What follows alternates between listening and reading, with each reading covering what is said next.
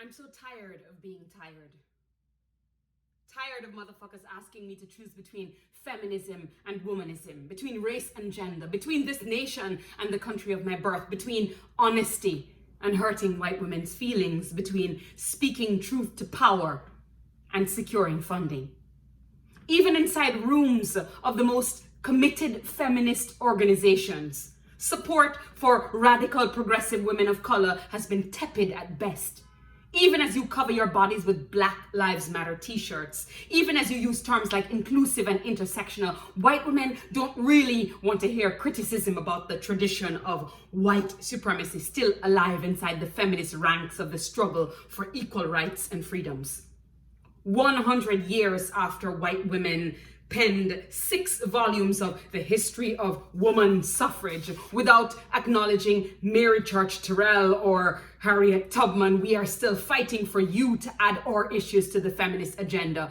Even at these modern marches where Black women remain the backbone of political protest in the 21st century, we are still swimming against the same tide of racism Black women suffragists had to break through when they said fuck you in 1913 to the white feminists insisting they go to the back of the line. Ida B. Wells led the cadre of Black women past the bristling white suffragists concerned with how white men would perceive them, how they would perceive the temerity of Ida's black skin, how it might jeopardize their impending privilege.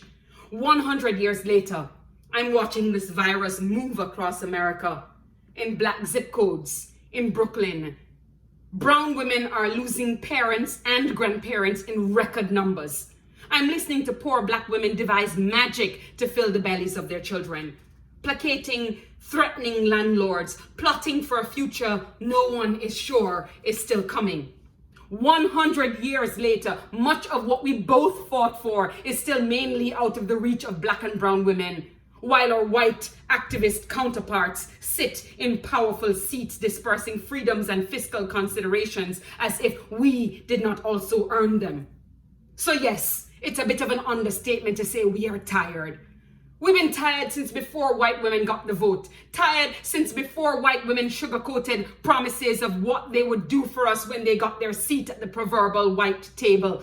I was tired before 53% of you voted in this orange monstrosity. I was tired before you started mimicking the politics we always believed in. Until we are all free, we are none of us free. Black women have always known that our freedoms were tethered to other communities, to those languishing in chains, in prisons, in poverty. 100 years later, we are still waiting for you to put your body and your money where you say your politics live.